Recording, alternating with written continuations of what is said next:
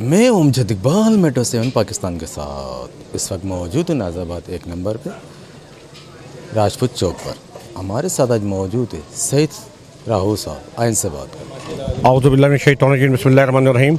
ईद मिलादुन्नबी और हमारे लिए उम्मत मुसलमान के लिए जश्न का समा है और जिस दिन अल्लाह के नाम पे कितनी भी खैरात की जाए कम है और अल्लाह ताला हमें इससे ज़्यादा हैसियत दे करने के लिए और अल्लाह इसको कबूल फरमाए और आपस में हमारे मुल्क के पाकिस्तान को अल्लाह उसको अमन में रखे और उसको अल्लाह ताला कामयाबी की तरफ आमदन करे और अमन कायम रखे हमारा। आमीन।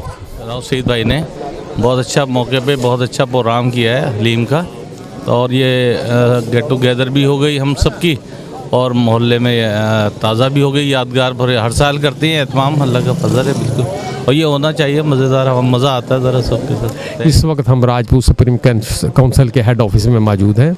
यहाँ पे 12 रबीउल अव्वल के मुताबिक आज यहाँ पे हलीम पार्टी का इंतज़ाम किया गया है जो रौ सईद साहब रौ वहीद साहब का इंतज़ाम है और यहाँ इनकी पूरी काबीना जितनी भी कराची डिवीज़न के लोग हैं सारे काम कर रहे हैं।